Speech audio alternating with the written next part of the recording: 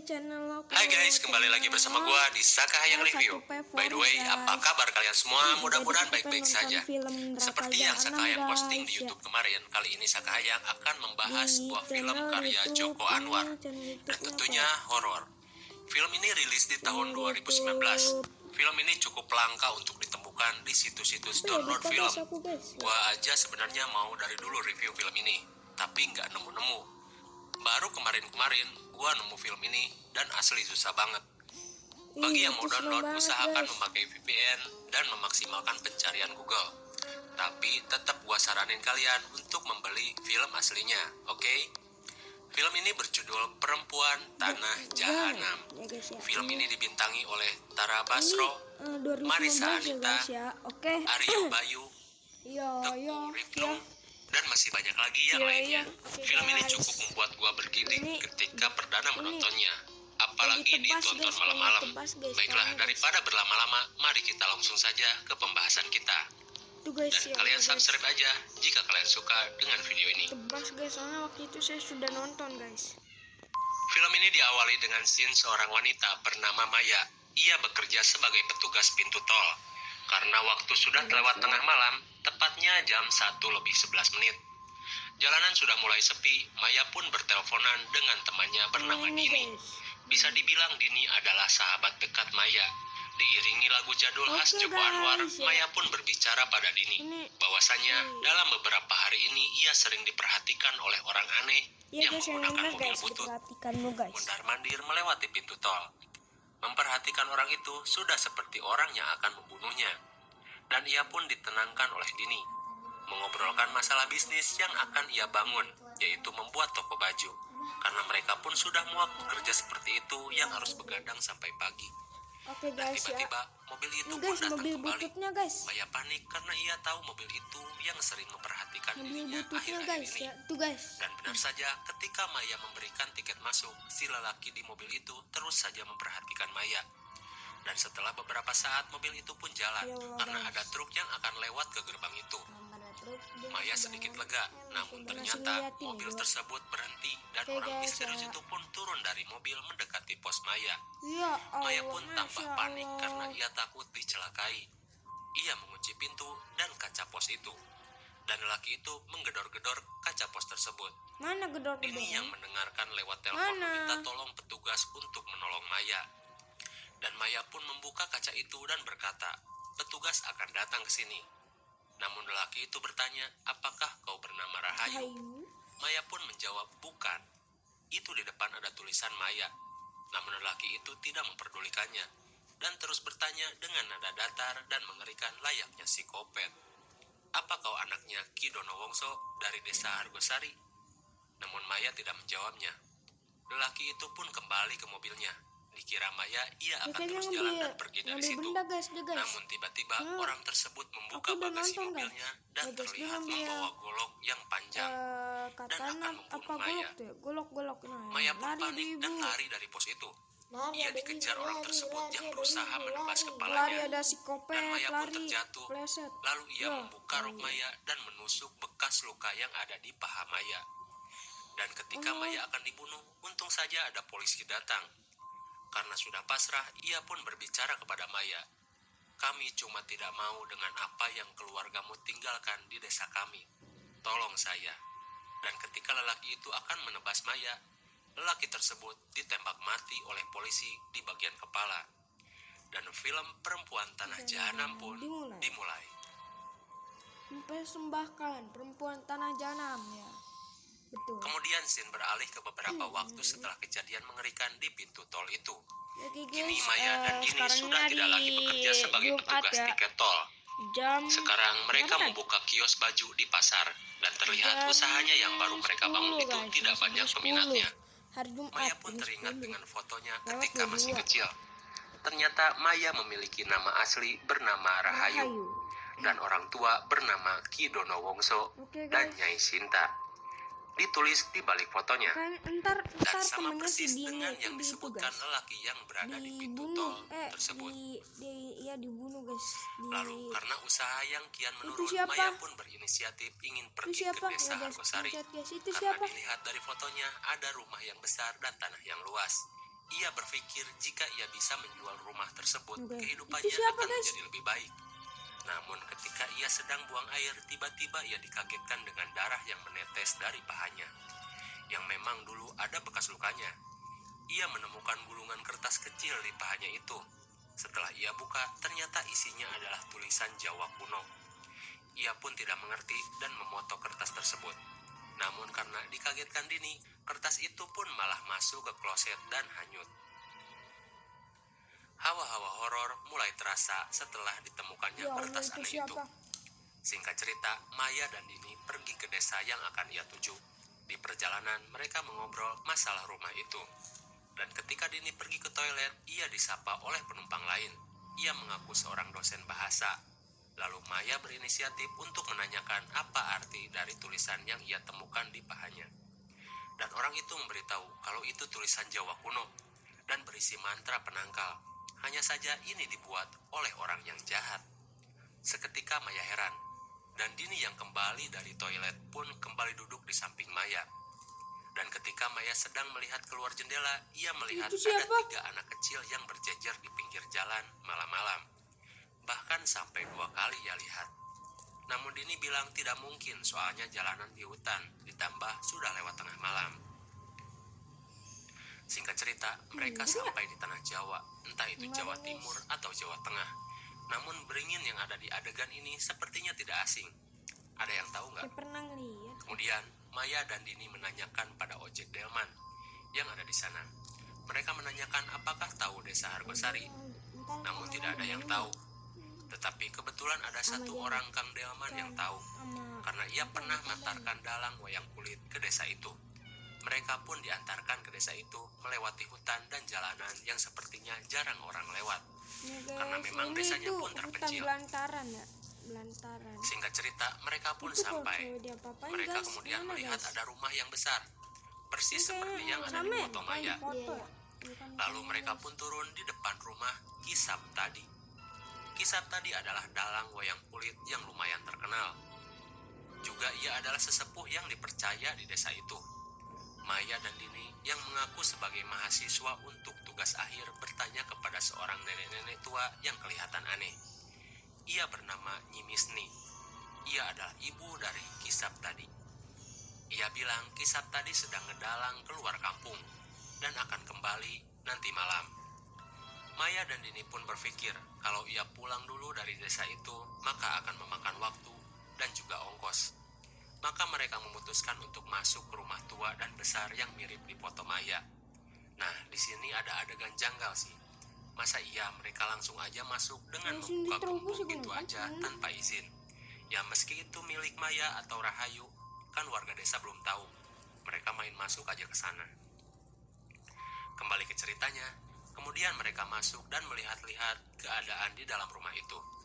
Dan diperkirakan rumah itu sudah kosong sejak 20 tahun lalu.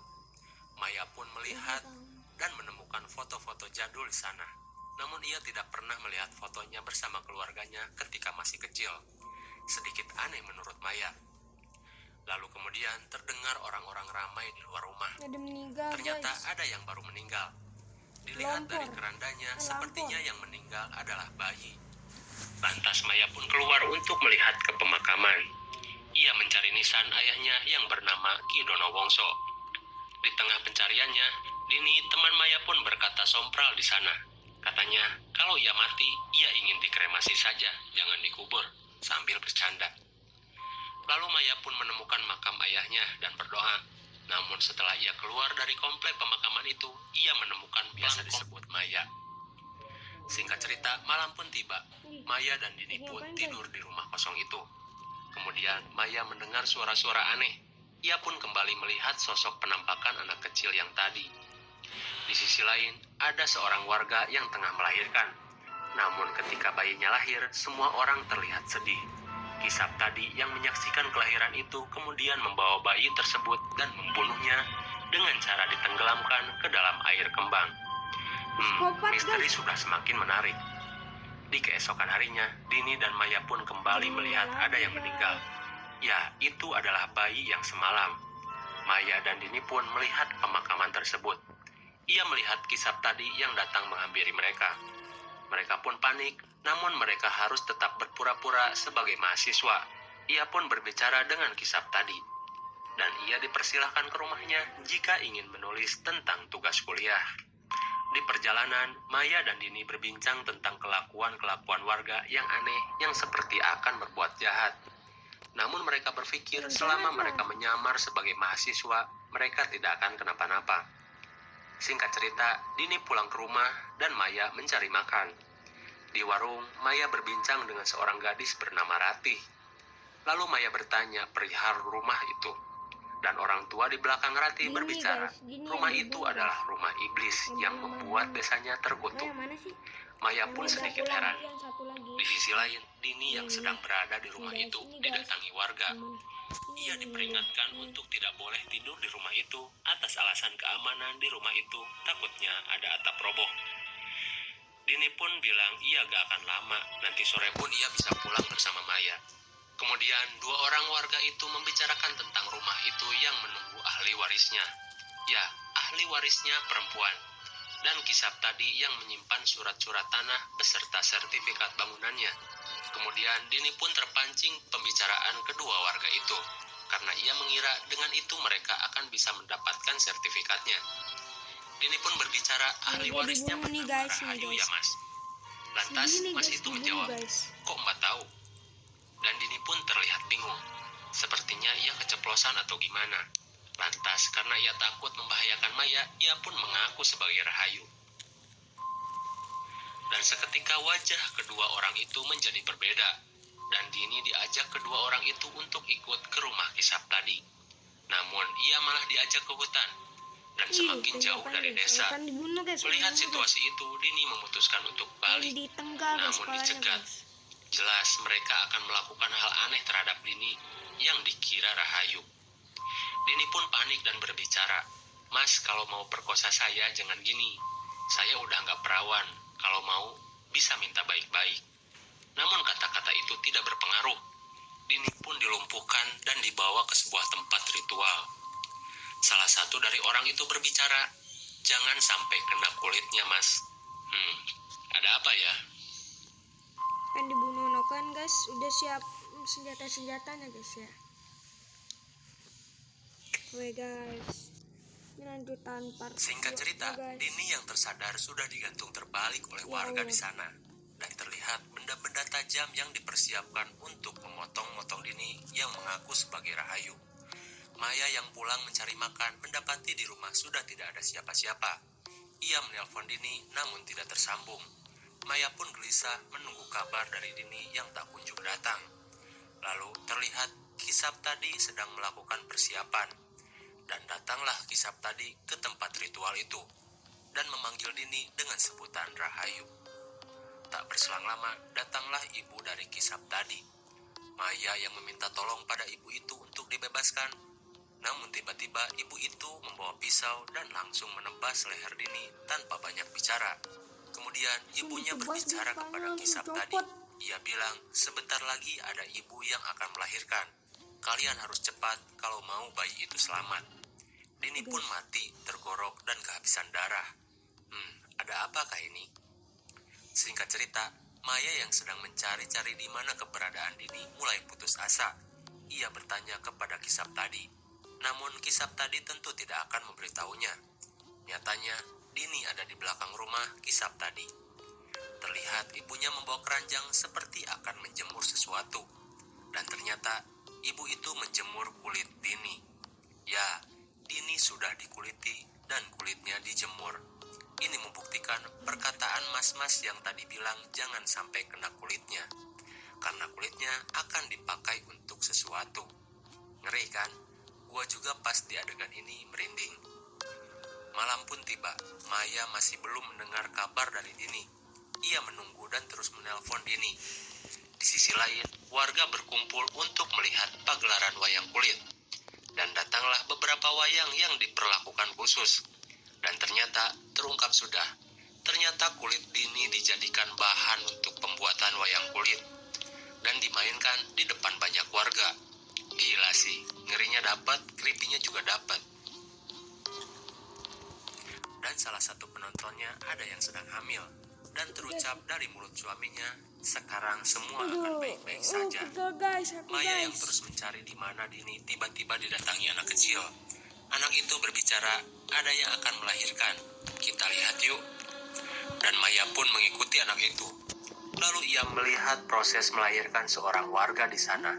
Dan setelah bayi itu lahir, terlihat bayi itu cacat, seperti tidak mempunyai kulit. Dan bayi itu pun dibawa Kisap tadi dan kembali ditenggelamkan ke dalam air. Lantas orang tua dari bayi itu berbicara. Katanya kalau udah ritual, bayi aku akan sehat. Ternyata masih tetap cacat. Maya yang kaget hampir ketahuan. Untung ia ditolong oleh Ratih dan bersembunyi. Ia pun diajak ke rumah Ratih dan berbicara segalanya di sana. Ratih pun menceritakan segalanya. Sadar gak kalau dari awal desa itu tidak pernah terlihat ada anak-anak? Ratih bercerita, dulu ada seorang lelaki kaya bernama Ki Dono Wongso. Dan Nyi Misni, ibu dari Kisap tadi, adalah salah satu pembantu di sana. Ki Dono Wongso adalah lelaki kaya dan juga dalang yang terkenal. Kemudian ia menikahi seorang wanita cantik bernama Nyai Sinta. Mereka pun menikah, pestanya sampai 7 hari 7 malam. Namun anehnya, wajah dari Nyai Sinta seperti tidak bahagia. Bertahun mereka menikah, tidak dikaruniai anak sampai ia sakit. Namun pada suatu ketika, Nyai Sinta pun hamil. Dan setelah bayi itu lahir, ternyata bayinya lahir tanpa kulit. Bertahun-tahun warga tidak pernah melihat anak itu. Namun pada suatu ketika, 3 anak di desa itu hilang dan tidak pernah ditemukan. Dan tiba-tiba di keesokan harinya, warga melihat anak Ki Dono Wongso untuk yang pertama kalinya. Anak itu cantik dan sehat. Namun warga menaruh curiga pada keluarga Ki Dono Wongso. Hingga pada kejadian di malam hari, ketika ia sedang pentas wayang kulit, Ki Dono Wongso tiba-tiba gila dan membunuh semua anggotanya dan juga membunuh dirinya sendiri. Lalu anak perempuannya diambil oleh salah satu pembantunya dan dibawa ke kota. Ya, anak itu adalah Rahayu, atau biasa disebut Maya. Sejak hari itulah desa itu menjadi desa terkutuk. Bayi-bayi yang lahir di desa itu tidak mempunyai kulit dan harus dibunuh, karena kalau nggak dibunuh, kasihan, hidupnya bakalan sengsara. Karena pernah ada satu anak yang lahir tetap dibiarkan hidup, dan hidupnya pesakitan di gubuk sendirian, bergelut dengan kesengsaraan. Dan Kisap tadi bicara, jika ingin memutus kutukan, maka anak pertama dari keluarga Ki Dono Wongso harus dikuliti dan dijadikan wayang. Di sisi lain, karena ritual Kisap tadi tidak memutus kutukan, maka mereka sadar kalau wanita yang dibunuh tadi bukanlah Rahayu. Dan mereka mencari Rahayu yang asli di desa itu. Lalu Maya melihat foto orang yang tidak asing di rumah Ratih. Ya, foto itu adalah foto orang yang akan membunuhnya di pintu tol. Ternyata ia adalah suami dari Ratih yang dulu pergi ke kota. Dan ternyata Ratih pun sedang mengandung anaknya. Maya pun syok berat. Tiba-tiba warga menggedor rumah Ratih guna mencari di mana Maya. Di sana Maya bersembunyi dan mendengar percakapan bahwa Dini sudah dikuliti dan dijadikan wayang. Ratih pun menyuruh Maya untuk kabur dari desa itu. Ia pun menelpon Kang Delman yang kemarin mengantarkannya ke desa itu. Ia membawa seorang polisi. Namun ternyata polisi itu adalah warga asli desa itu. Dan Kang Delman itu pun dibunuh. Singkat cerita, Maya yang berlari menghindari warga, tiba-tiba ia bertemu 3 hantu anak-anak yang selalu mengikutinya dan memperlihatkan kejadian sesungguhnya. Ternyata terjadi sebuah skandal yang mengerikan, bahwasanya ternyata istri dari Ki Dono Wongso aslinya mencintai seorang lelaki lain. Tidak lain, itu adalah Kisap tadi. Ini membuktikan kenapa ketika hari pernikahannya ia seperti tidak bahagia. Sesekali ia menemui Kisap tadi yang kala itu masih menjadi pembantu Ki Dono Wongso. Inilah kenapa Nyai Sinta dan Ki Dono Wongso tidak mempunyai anak. Dan jatuh sakitnya Nyai Sinta ternyata karena kegalauan hatinya karena ia menikah dengan lelaki yang tidak dicintainya. Dan di belakang Ki Dono Wongso, Kisap tadi bermain mantap-mantapan dengan Nyai Sinta. Berbagai gaya dan posisi ia lakukan. Dan hal itu diketahui ibu dari Kisap tadi. Lalu ia mengambil rambut dari Nyai Sinta dan juga rambut dari Kisap tadi dan melakukan sebuah ritual. Rambut Kisap tadi diritualkan supaya ia akan lupa dengan segalanya tentang Nyai Sinta. Ia akan menganggap Nyai Sinta sebagai orang lain. Lalu rambut Nyai Sinta diritualkan supaya anak yang akan lahir menjadi musnah. Kemudian terlihat Kidono Wongso menyekap dan membunuh 3 anak yang hilang di desa itu. Lalu dikuliti dan dijadikan wayang. Lalu dibuat sebuah pementasan. Lalu ajaibnya, anaknya yang lahir tanpa kulit menjadi sembuh dan mempunyai kulit lagi. Namun setelah itu, anaknya selalu diganggu oleh hantu 3 anak itu. Maka dari itu, Kidono Wongso membuat sebuah jimat yang disimpan di paha anaknya itu, yang tadi kita lihat di awal-awal scene. Lalu terlihat ketika Kidono Wongso akan manggung, terjadilah sebuah pemberontakan. Ia dipukul dan posisinya digantikan oleh Kisap tadi. Ia berpura-pura menjadi dalang dan membunuh semua anggotanya, juga termasuk membunuh Nyai Sinta. Ia menjadi tega karena sudah diguna-guna ibunya. Lalu Kisap tadi menggorokkan golok kepada Kidono Wongso, bil wayang yang berada di rumah Kisap tadi, dan dikubur bersama tubuhnya yang berada di bawah rumah Maya. Lalu Maya pun sadar, ia bersama Ratih mampir sebentar ke rumah orang yang dulu dibiarkan hidup, meski tidak mempunyai kulit. Dan benar saja, orang itu hidup pesakitan dengan tubuh yang hancur. Maya pun bergegas ke rumah Kisap tadi dan membawa wayang kulit dari ketiga anak itu. Lantas ia berbicara bahwa sebenarnya Kisap tadi adalah anak hasil hubungan gelapnya dengan ayah Kidono Wongso. Jadi secara tidak langsung, Maya yang sadar sudah dalam keadaan menggantung, ia berbicara bahwa kutukannya sudah hilang dan tidak akan ada lagi bayi yang lahir tanpa kulit, karena Maya sudah menguburkan wayang dari ketiga anak itu di bawah rumahnya. Namun Kisap tadi tidak percaya, ia akan segera mengeksekusi Maya. Lalu Maya berbicara bahwasanya ia adalah anak Kisap tadi dengan Nyai Sinta, anak hasil hubungan gelap. Kisap tadi pun kaget dan bingung. Maya juga berbicara bahwa semua ini adalah ulah dari ibu Kisap tadi, dan ia pun bertanya, "Apa benar, Bu?" Dan ibunya menyangkalnya. Kisap tadi pun didesak untuk segera mengeksekusi Maya. Kalau tidak, ia akan bunuh diri. Kisap tadi harus memutuskan untuk membunuh Maya atau ibunya mati. Dan ketika Maya akan dieksekusi, dari kejauhan datanglah Ratih. Ia berteriak bahwa anak yang baru lahir tadi sehat. Anak itu mempunyai kulit dan membuktikan bahwa perkataan Maya itu benar adanya. Ibunya yang tidak terima lantas akan membunuh Maya, namun dihentikan Kisap tadi. Kisap tadi yang merasa malu pun akhirnya membunuh dirinya sendiri. Juga ibunya yang menangis meratapi anaknya bunuh diri, ia pun sama bunuh diri di sana. Dan mereka pun mati berdua.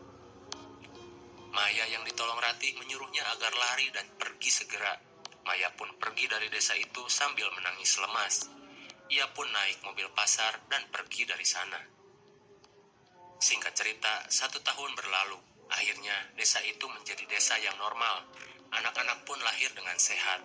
Lalu kalian masih ingatkah dengan polisi yang membunuh Kang Delman? Ya, dia akhirnya mempunyai anak. Istrinya yang mengandung 9 bulan dan segera akan melahirkan. Namun ketika ia akan pipis ke belakang, ia bukannya langsung pipis dan kembali masuk. Ia malah bercermin di WC. Lalu datanglah makhluk baru yang akan meneror kampung itu. Ya, itu adalah hantu Nyi Misni. Ia memakan janin dari kandungan ibu hamil itu. Dan mungkin saja akan menjadi teror baru di kampung itu. Dan film pun berakhir. Penjelasan singkat dari film ini.